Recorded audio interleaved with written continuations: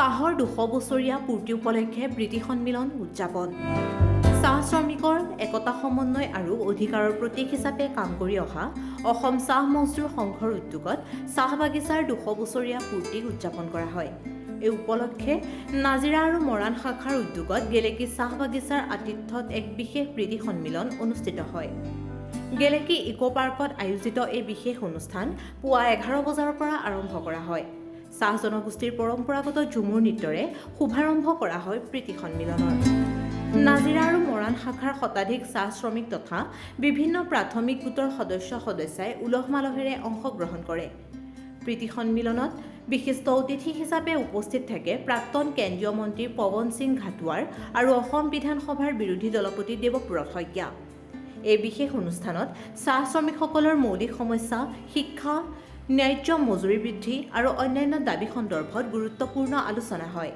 চাহ মজদুৰ সংঘৰ নেতাসকলৰ লগতে প্ৰাক্তন কেন্দ্ৰীয় মন্ত্ৰী পৱন সিং ঘাটোৱাৰে চাহ শ্ৰমিকসকলৰ সমস্যা সমাধানৰ ক্ষেত্ৰত চাহ কোম্পানীৰ মালিকপক্ষৰ সৈতে চৰ্চা আৰু চৰকাৰী সহযোগিতাৰ প্ৰয়োজনীয়তা তুলি ধৰে।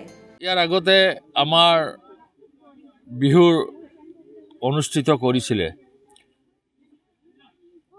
আৰু এতিয়া আমাৰ ঝুমুৰ বিনন্দিয়া কৰিছে।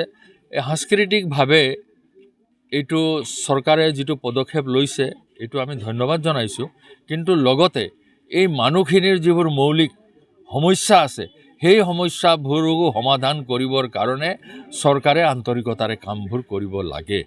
সেইকাৰণে আমি কৈছোঁ যে বিশেষকৈ আজি অসমৰ আমি 4 ভাগৰ এভাগ চাহ জনগোষ্ঠীৰ মানুহ, 20% ভাগতকৈ বেছি, কিন্তু চৰকাৰী চাকৰিত আমাৰ চাহ জনগোষ্ঠীৰ 1% মানুহ নাই। বিভিন্ন ক্ষেত্ৰত যাতে আমাৰ শিক্ষিত ল'ৰা ছোৱালীবোৰে চৰকাৰী চাকৰিৰ আৰু অন্যান্য সুবিধাবোৰ পায় তাৰ কাৰণে ব্যৱস্থা ল'ব লাগিব। চাহ বাগিচা অঞ্চলত আজি অসম চাহ মজদুৰ সংঘৰ প্ৰচেষ্টাত চাহ বাগিচাৰ যিমান কেৰেণী হওক, ৱেলফেয়াৰ হওক, অন্যান্য পোষ্ট ওলাইছে সেইবোৰ আমি আমাৰ নিজৰ সংঘৰ যোগেদিয়ে কৰিছোঁ, কিন্তু অন্যান্য অনুষ্ঠানত যাতে আমাৰ শিক্ষিত ল'ৰা ছোৱালীবোৰে পায় তাৰ কাৰণে এইটো ব্যৱস্থা ল'ব লাগে। আৰু অকল স্কুল ঘৰ সাজি দিলেই নহ'ব, এই স্কুল ঘৰত আচল শিক্ষকসকল দিব লাগিব আৰু শিক্ষকসকলৰ লগতে যাতে চাহ জনগোষ্ঠীৰ ছাত্ৰ ছাত্ৰীবোৰ শিক্ষা গ্ৰহণ কৰিবলৈ যায় তাৰ কাৰণেও ব্যৱস্থা ল'ব লাগিব। কাৰণ আজি অসমৰ যিমান জনগোষ্ঠী আছে তা সকলোতকৈ আমাৰ চাহ জনগোষ্ঠীৰ লোকসকল শৈক্ষিকভাৱে পিছপৰা। তো এইবোৰ